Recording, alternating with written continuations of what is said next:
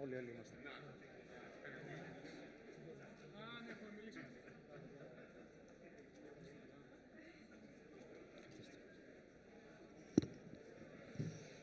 Οκ, ας αρχίσουμε. Our last panel discussion, AI-powered maritime revolution, elevating automation, communication, and human involvement.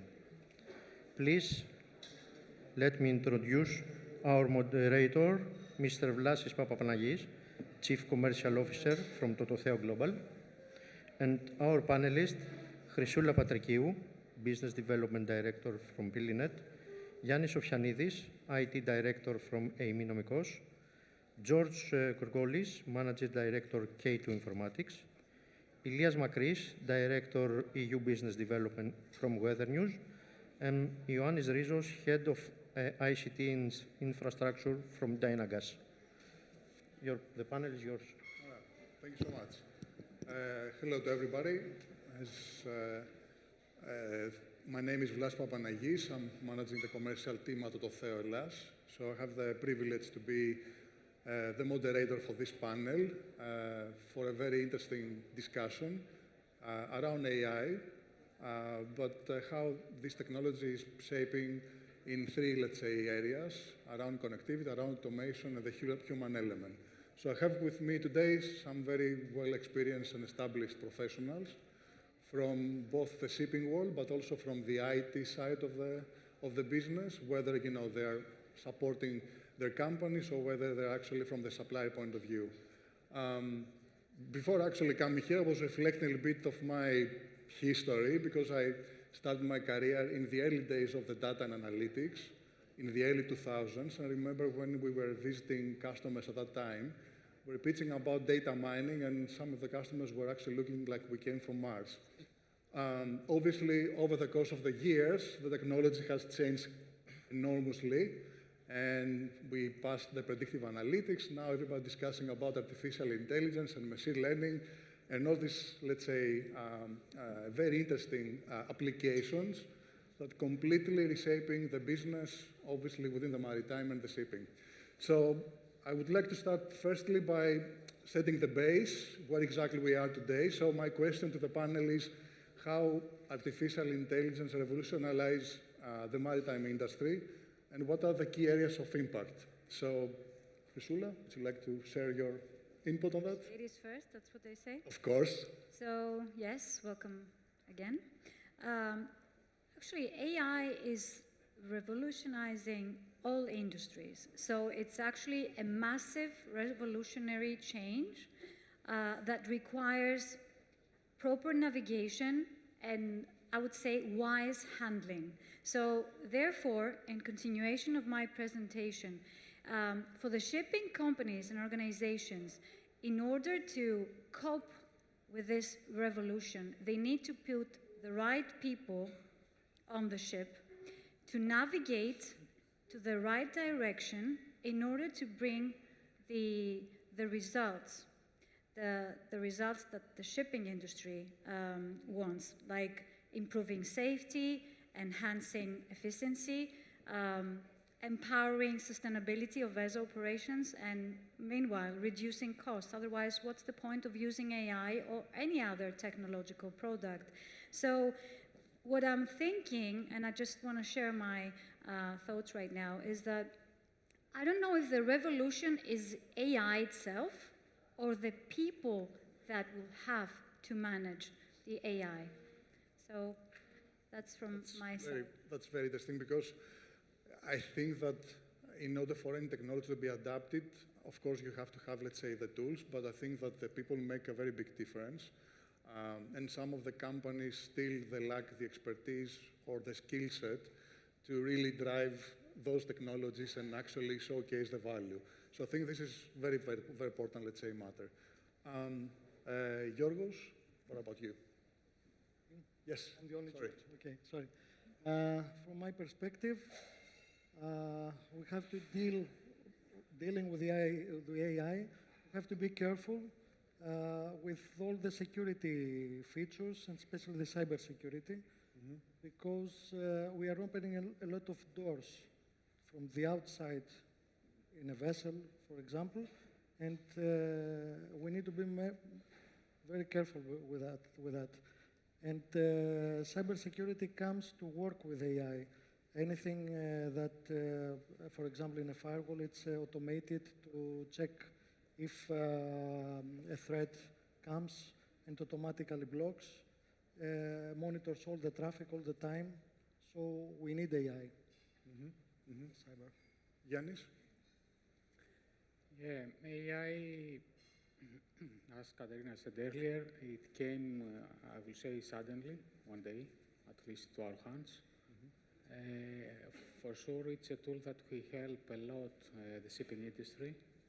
There are a lot of opportunities in the market. The shipping industry is not really following the trend of the Greek market. It's following steady, but it's behind the market, mainly because of regulations or training of people and other stuff. But yeah, it will be, I will say, a vital tool for the future. Okay. And since we are discussing about AI, but specifically, let's say, for the shipping market, if we focus on the Greek market, what are your thoughts? How do you see, let's say, AI be adapted by the Greek technologies? Yeah, shipping companies are very slowly, as I said before, there is a steady progress. Ship market is a traditional market, so it's not easy to convince to move faster and maybe do more steps. On the same time, we know that the ship market the last years has a growth. So for sure there are big opportunities there for investments and tools. But it will take time. We have also regulations that it's not easy to train models and use AI because of the different regulations, the different data that are there. So yeah, I believe that the Greek shipping market is behind the market, the rest of the Greek market, but they follow, and hopefully, maybe soon, I don't know, a couple of years, we will catch up, and we will also, as a shipping people working on shipping, we will also take the advantage faster than the previous years, at least. Okay. Ilya, what do you think? I have slightly mixed emotions. So, being in the side of the provider for the last many years, sometimes we tend to think that our customers are experts. In this panel, we are 6, 7 people. All of us, we are experts in very different things. And in our head, we have that all our customers know everything we know, which they don't. So the use of AI, according to my point of view, should be done from our side and deliver the insights to the customer. A while ago, Theophano mentioned that Maersk had, this is on our field on Weathernews, mentioned that Maersk is using some systems to optimize their voyages and save 10% of each voyage. We do that. It's Weathernews who is doing that. But we do not provide AI directly. I wouldn't expect an operator of Maersk to be a meteorologist, to be able to forecast if an explosive low will suddenly pop up in the middle of the ocean. It's something that our operators are using, and they feed that, all this data, directly to the operators of the customer. So this morning I was, out of curiosity, I saw how much is the evaluation of OpenAI. Can you imagine the number? $157 billion. Oh, wow. It's not something that in our market we can afford. We cannot create something new. We can adapt to this one and provide it to our customers as insight. I think for us, it works like that. Okay, interesting. Anybody else would like to share something on this topic? All right, so let's look a little bit deeper about the AI, specifically in terms of the automation in the maritime operations. Are you guys seeing any specific applications around this, let's say, area? For example, automation to me could be around, let's say, systems that can be used around cybersecurity, for example, artificial intelligence to collect data and then learn a machine which can predict this kind of risks in the future. Can be systems that can learn and help the ships from a voyage perspective, efficiency. What are your thoughts, Ioannis? I think it will greatly assist in automating some functions, some jobs that are done continuously and do the same thing over and over. For example, we could automate communication between vessel and ports and automate, I don't know, the documentation, for example. It could be connected to the ERP and provide all the port documents that are required and automatically send them to the port authorities. Functions like this can be automated. Also, as you said, in cybersecurity, yes, you could create playbooks which could be used to automate processes and take action depending on the threat you are receiving. The question is, are all of these things, all of these automations actually AI? We are in the precipice of this change. We are not there yet because we call it AI, but I'm not really convinced we are there yet. Yeah. Yes, it is in a much better condition than it used to be. As you said, data analytics is not a new thing. It has existed for many, many years. Facial recognition exists many years in the airports. Facebook, Twitter, TikTok, all of these guys have already used advanced models on the AI. We're getting significantly better at it, and we could elevate a lot of pressure. For example, in the IT department, yes, it could automate many functions from our perspective. We could automate updates, we could automate many things and make our life easier. But I think if we also consider the automations on board the vessel, and meaning more of the electronic part of the automations, we still have some road there to go, because we still require someone to go and fix the pump. We still require someone to go and open the valve, if it's not working electronically. So, as Katerina said in her previous panel, autonomous vessels are very specific in their function at this time. They are from point A to point B continuously and under specific conditions. So they cannot be vessels, commercial vessels, going to one port this day and then next port and then India and then Brazil and then US. These vessels cannot be fully automated at this time. This time, correct. Yeah. Robotics is getting much better. So if you want to go to an autonomous vessel, my point of view is you need a robot there to do the manual labor. Right. If you remove totally the human factor. So the human factor still has a lot of job to do on board the vessels, I think. And from a connectivity perspective, what are you guys seeing in the market? Is there any applications, AI applications that can enhance communication, connectivity, with the vessel, between the vessel and, let's say, the office, or the vessel and, the ports? What do you guys think? Yeah, there's a big challenge here. The legacy system that we have, an old system, mostly radars or these are very old to be adapted or connected directly to a cybersecurity system, to be monitored, or to be able to be seen from the office. So there is a big challenge here, how this is going to work with the AI. Anybody else? If I may add to what you just said, we are trying to create one alerting system based on AI that will communicate with the ECTIs. So far, it's practically impossible. We have the system, that we will alert the owner or the operator if the vessel is speeding down below a specific threshold, yes. or if there is any grounding risk or any kind of storms, whatever. It's very, very difficult to migrate that to the ECTIs. So I totally agree with you that the biggest challenge at this point is getting systems together. Communicated, yeah. Okay.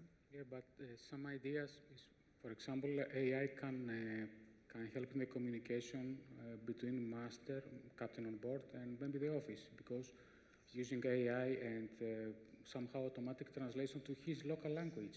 So it is easier for him to understand what is requested, maybe from authorities or whoever. Another example that it can, as I said, these are not here yet, but maybe it's ideas for the future. Another example is vessel can automatically, using AI, can contact ports and exchange some information with a port, maybe about free slots or whatever. And then the master receives only the information at the end. Or on board vessel, we have many sensors, we have weather data, cargo information, whatever. AI can use to streamline somehow all this information and provide to the people on board in a more human-readable format. I don't know. Yes. These are some communication nice-haves for the future.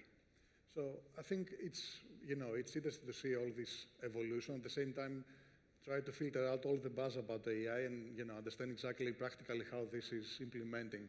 So you mentioned some of the challenges, like for example, the integration between different systems on board. So how you actually make the systems communicate, how you could pass the data, and then obviously apply an artificial intelligence mechanism. We discussed about, let's say, the human factor. Practically, what do you guys see on a day-to-day basis? Obviously, from a supplier perspective first, but also for you guys who are the IT managers within a shipping company, and you get sometimes the pressure of implementing things, but then how realistically this can happen in a day-to-day life. So what are you guys thinking? Who would like to start first? Chrysoula? So about implementing. Implementation is a term that reflects to a human action. So, and in the same time, implementation requires systems and processes. So, since we're in the shipping world and it's a critical working environment, we need efficient, effective, and safe systems and processes and competent people. Again, it's the people that manages everything. Everything starts and ends to people. So, again, if we haven't trained people, but what I mean with the term train, actually I don't like the term train. I prefer learn and develop people, learning and development sessions. So people, in order to become competent and able to manage the AI implementation and these challenges, they need to be developed according to the skills required. If it's hard skills, technically, meaning, or their soft skills, because imagine even in critical positions, when even for a pilot up on an aircraft, I mean, even though he may be well aware of his technical skills, in order to provide at that critical moment these technical skills and apply them successfully, his mind, his soul, his inner self must be in a very good condition. So it's important to invest in the right trainings, let's say, programs, in order to develop competent people in order to receive the right results. And empower them, pretty much to empower them. Yes. Exactly. Yes. Yanni, what are you thinking? What are the main challenges from your side? Because you're managing from an IT perspective, let's say, the technologies, the systems, the applications. How do you see that shaping internally? What we need to do from our side, from the IT side, is forget the technical side and start considering the business side. Because in the coming years, and it has been apparent also recently, but as it progresses, we will see that the role of the IT, we're continuously saying this, is evolving. And it's going to be a bigger part within the with any organization, much so in the maritime industry, which always lags a bit in technological terms. But in order for us to be understood by the business, we need to speak in business language. Right. So Yes. a part of the education of the IT department should be the soft skills, how to translate what you need, what you know technologically you need, in terms that the business can understand. The business can understand financial, mostly, aspects of any move. So we need to understand how to present our options, because AI is a needed tool. It's needed in various areas. Well, it's needed to reply in an email. It's needed to analyze huge amounts of data.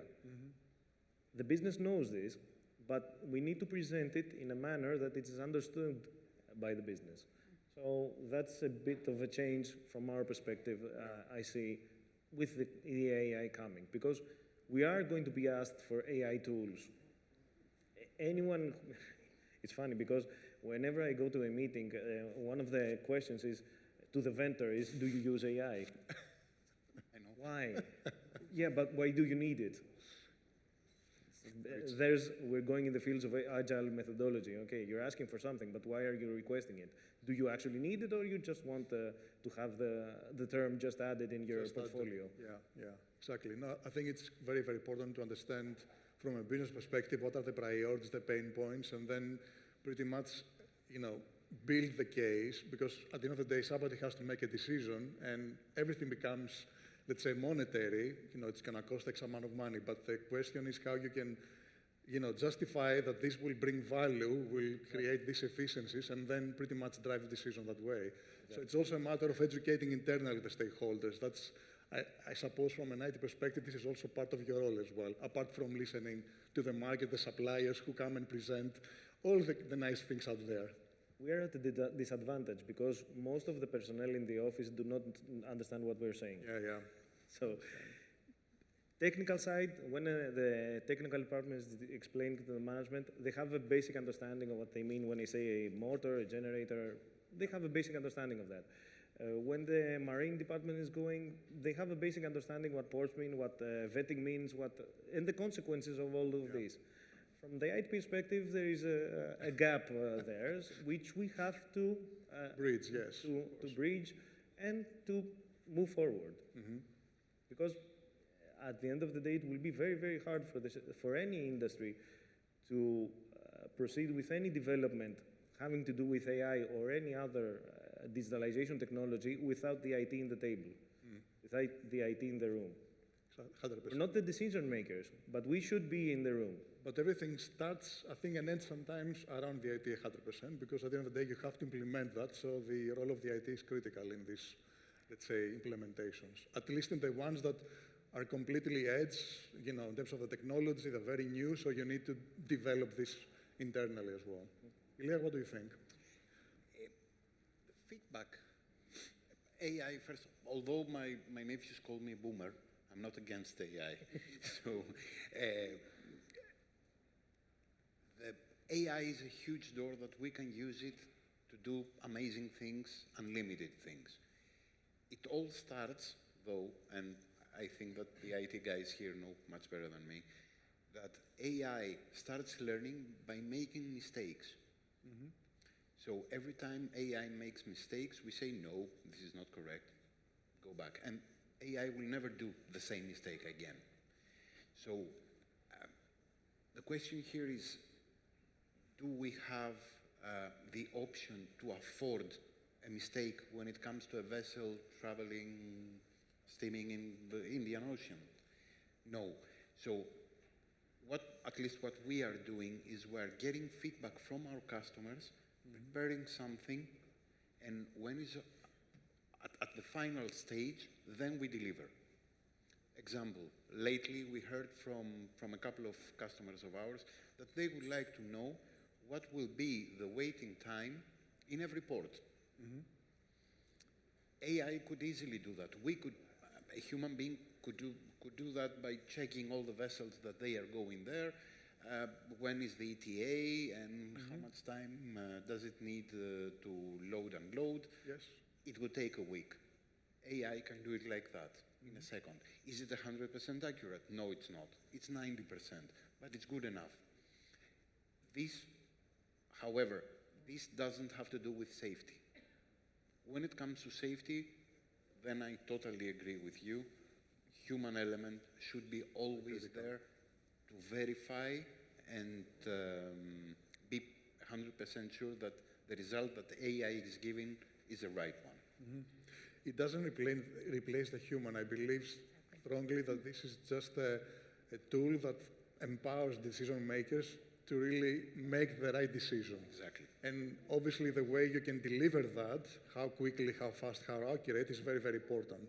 But again, yes, I cannot, at least for myself, I cannot believe that a system can actually make these critical decisions 100% on their own.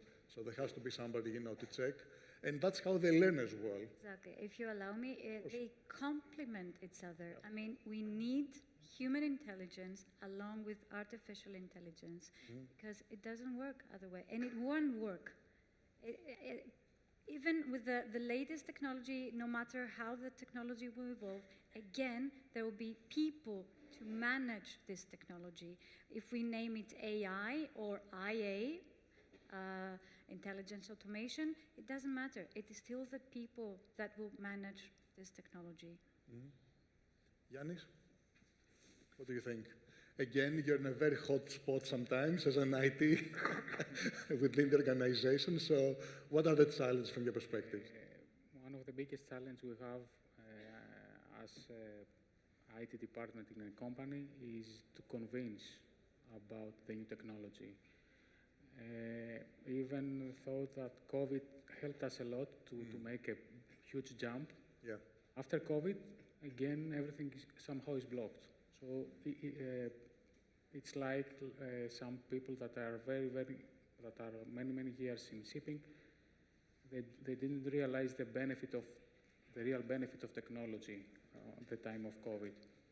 So that's why many times we have vendors that they are offering us. So we as an IT get some, let's say, free of charge demo, and we try to push it in the business because we understand the value that we give to the organization, and we try to convince. This is one of the biggest challenges, and this is also the challenge for AI.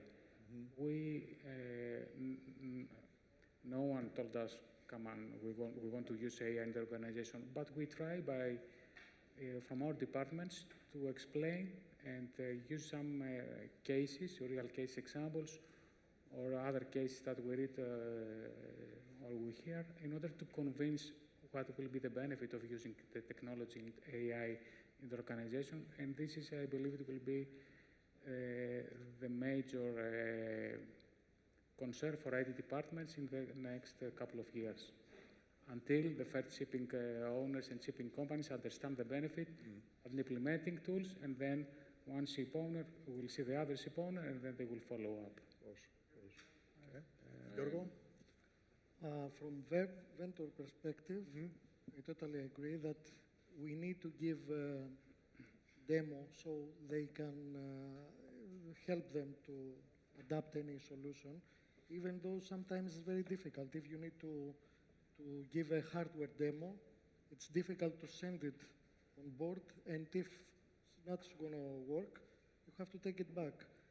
And I totally agree with Yiannis. Not only the IT guys must learn to speak management, but we also need to speak their language. Because when I go to do a presentation, I talk to Yiannis, but there's not only Yiannis in the meeting. We have to speak to a technical guy or to some other top management. This is very difficult to understand us. So we need to be on the same side to be able to speak their language. Right, yes, I believe that. And I think it's part of educating the market and educating the internal stakeholders. So it really takes time for that. I have two questions Of course, here from yes. the audience, Yeah. from the participants. The first one is, how about small language models? Wouldn't those fit better with domain-specific tasks? For example, paperwork for legal and operations tasks like charter party agreements or port call or site inspections, paperwork, etc. What do you guys think? Anybody would like to address that? This is coming from Matthew here. Is this to review the documents? I was talking about small language as opposed to. I was talking about small language models as opposed to large language models for specific domains. For example, on board, maybe help with paperwork for port calls or a site inspection or this and that requires lots of similar work, or in the office, you know, having the charter party change or a new charter party. What do you think about that? Which is more contained. It's very niche what you're actually describing. So Yeah. I'm not sure. Do you guys see this as a use case within the shipping companies at this point? Where we are? It's an easy win. So the idea of Manthos is that if you can implement this and if you can show this and make it work, it's an easy win to show the business what technology can achieve in general, also AI, and also it's a very nice step for them to understand the benefit and then maybe think something else, a similar case or. Okay. So I believe it's a quick win for IT departments, for vendors, but also for the company. Okay. Anybody else? There are a few ERPs now that a few of them have already made ready-made the functions where they prepare specific routines, as you say. For example, they prepare you for TMSA audits. They prepare you for vetting audits. So they collect all the documentation needed and they provide it in one place. Or if the vetting inspector requests, for example, examples of so-and-so, they can prepare just by clicking a few buttons, let's say. And to the best of my knowledge, also the other vendors will adapt soon enough. In the perspective of reviewing documentation, I think that in the maritime industry, they're not yet gotten there. But I know that there are various platforms that already do similar functions. For example, legal work. There are legal AIs, which you can either ask questions, legal questions to the AI, which has only legal information. You cannot ask anything you like. Or you can provide the document and the AI verifies if it's according to Greek law, English law, whatever. So this should be an easy win also, as Yiannis is saying, because the model is there. You just need to adapt it in the paperwork for the maritime industry, which contracts, it's the same thing. Contracts are contracts. You just change the database of the laws, where it's taking the information from. So it should be easy. Should being the operative term. My name is John Patiniotis. I have a question. How can ship owners or managers balance the integration of AI technologies and human-centric decision-making, safeguarding positive result in both operation and finance? Thank you.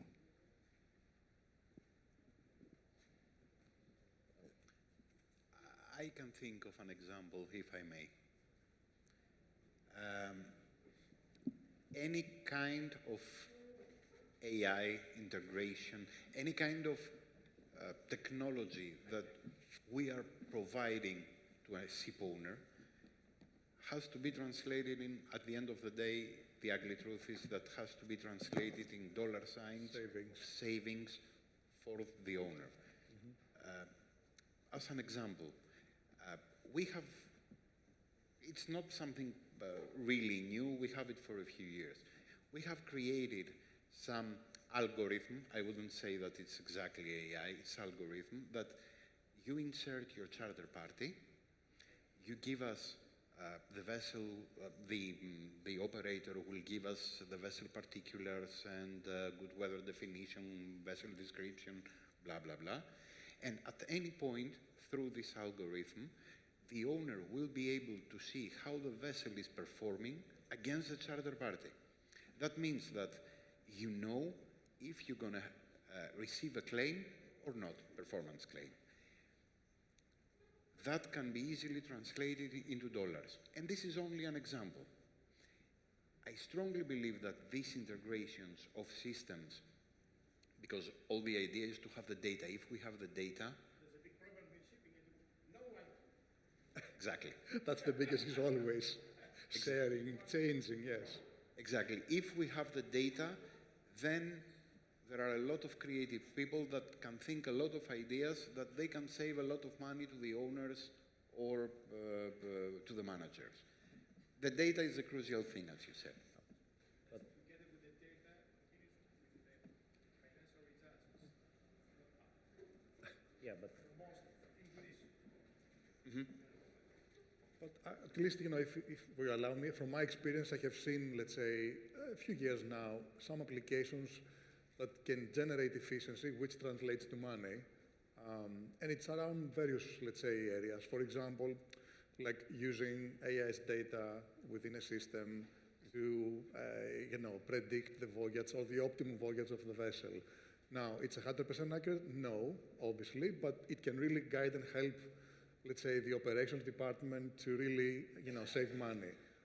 There are other applications about predictive maintenance. I'm not sure exactly how AI has really evolved there. I haven't actually followed that much. But again, you can use the data as long as you have access to the data, and that's the biggest challenge. I see it even today because we go and speak to customers, and they have a pain point, but it's how you actually extract the data to put them in a system to train an algorithm before you actually can automate that. So there's a lot of steps that take place, but I believe that all these solutions can really drive, let's say, efficiency and save money. But it's a matter of really adapting technology and putting it in place, so it takes always a lot of time. That's at least my experience. And proving at the end of the day. And proving at the end. That yes. We saved you X thousands. X amount of money. Yeah. Yes, yes. We have another question. Of course. Okay. From Mr. Pimenidis. Why don't you communicate the integration problems of the systems with the shipyards? The shipyard? The shipyards. Communication problems with the shipyards, you said. The integration problems. Is Mr. Pimenidis here? Maybe he can elaborate a little bit more.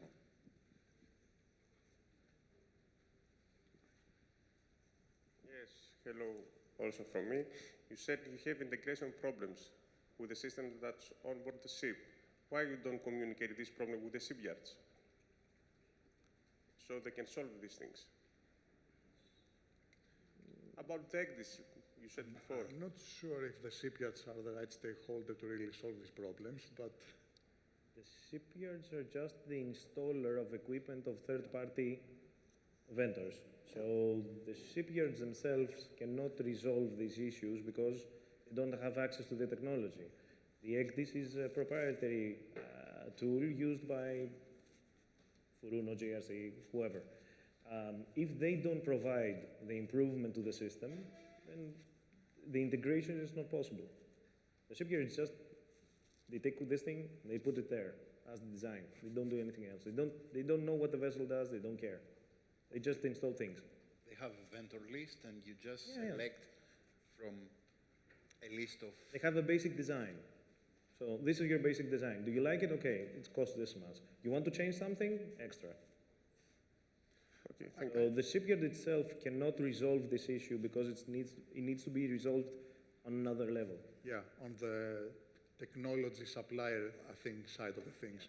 And sometimes it's tricky, at least again from my experience, between ship owners who have many vessels that have different technologies. If you want to orchestrate, let's say, a solution across the board, sometimes that becomes a little bit difficult because, for example, if you have a VDR from a supplier A and a VDR from a supplier B, and you still want to extract data from the engines or, you know, from the alarms to monitor this and then maybe create an AI, then it becomes, I think, more tricky. I think that's where, you know, integration problems actually happen in real life. I don't know, what do you guys think? There are quite a few companies out there that have been doing this exactly. They are collecting data from various sources and providing it to the company and or analyzing it. Again, there are various vendors, no need to name, but essentially what they do is they collect the information from different sources within the vessel, and usually they analyze on board, so they have to send less data to the shore. So the analysis is either done on board, or they can be sent to the cloud and analyzed there by different models. It depends on the vendor's perspective on the architecture. Yeah. Any other questions? There's a gentleman over there. Of course.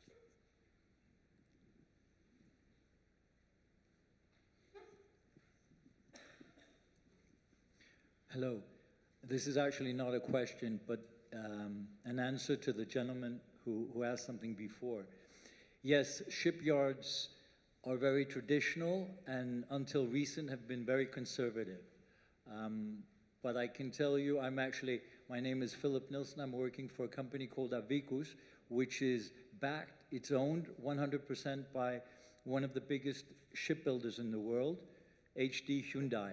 And they have formed a company that focuses on AI and is moving into the technology area. So things are at the tipping point where change is taking place, because ships are not just big pieces of metal, but there are interactive workstations. So you will be seeing a lot of new things happening in this area.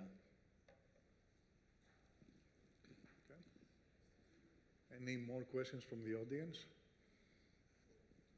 How are we doing about, with time? Do we have any more time, or? Just another 5 minutes. Okay. To conclude.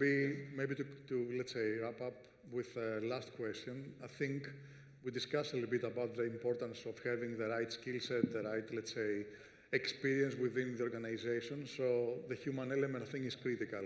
And I would like to see how you guys are addressing this, how you're building this knowledge internally, how we can support our teams to have the knowledge to really adapt these technologies and, create the efficiencies and smooth out the operations and so on and so forth. Chrysoula? I believe in involvement. I think someone mentioned it, that all departments must be involved in a company, because this is the only way we have the commitment of the people during the evolution and during to the transition and to the adaptation. So we need to prepare the ground first and then adapt. If we don't know where we have where we are, in what position, what are our needs, first of all, and what kind of technology we need, because it's not AI for everyone, and AI has many fields and many products, but what is for my company, what is the best solution for my company, not because it's a trend. No, you need to find first to define your weaknesses, you need to involve your teams, your departments, and then they're all committed to find the solutions, and because in the end of the day, it's the people that will deliver the solutions, not the machines. The machines are created by people. Thank you. Giorgo, what do you think? It's the strategic that you said before. This is Katerina, yes. This is what we need to do. We need to have a strategic approach to everything we need, and then machine can help us only. But we have to make the decision. Yiannis? From my point of view, again, one more time, IT department is in the front, because we are talking about technology and AI. Unfortunately, no. It will be better if it was the other way around, but okay. And as the colleague said, we need to let's say, to create a company project involving people from different departments. And again, we need, not we, the company, need to be very careful of to which people they are selecting for this project, and then all together work and provide the benefit of using this technology in the company and finding the areas that we can do it. If we try it by ourselves, or only one department try to do it, probably it will fail, or it will take 2 or 3 times more time, because there is no support, there is no other department, or maybe an owner or whatever, a stakeholder, that can understand the benefit. So it's, as the colleague said, it's a strategic decision of the company that someone has to trigger it, probably IT department, and convince. Elias? I agree with you 100%. It's not every single question in the maritime business, the answer is not AI. There are more answers on that. AI is a great tool, fantastic, can be used in several different aspects. At the end of the day, what we are, I'm talking as a vendor right now, what we are providing to the customer is not AI, is something that will either will save money, or provide safety, or it will have a benefit, increase the efficiency. AI can definitely help in several aspects of that, but without human, it's very difficult, challenging, always. Yiannis? I would like to add on that, because the human factor is, as it's been said a lot, is very important. But I think there is the opportunity, because when you see job descriptions, you see many times very nice words and very fancy words for what they are requesting of the employee to be. So this is an opportunity to empower employees and provide, at the end of the day, we're like children within the company, and the managers are our parents. If you empower your employees, they will do more than expected. So giving them the opportunity to develop a tool, the AI being the trigger, or the new technology, as my colleague said it before, this will create also empowered personnel within the company who does more than expected. And this is always to the benefit of the owner, or the company, or the manager. Right. Also, very nice. As the gentleman before said about the financial side, it's data in, data out. If there is the human in between to filter out what is going in, what is going out is going to be exactly what went in. Yes. So the human element is needed there, just to select what data is going to be actually inspected, and what statistical results you will get from the good data that you fed in the system. Right. Okay. Thank you very much. Any other questions from the audience? Nope. Okay. Well, thank you so much. Thank you so much, everybody. Thank you very much.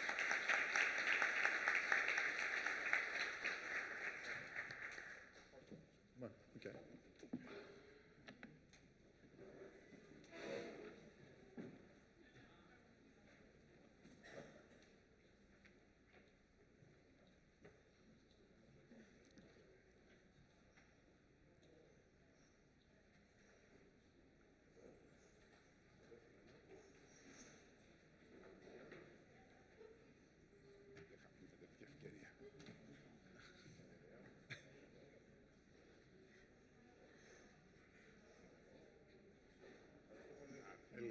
Hello.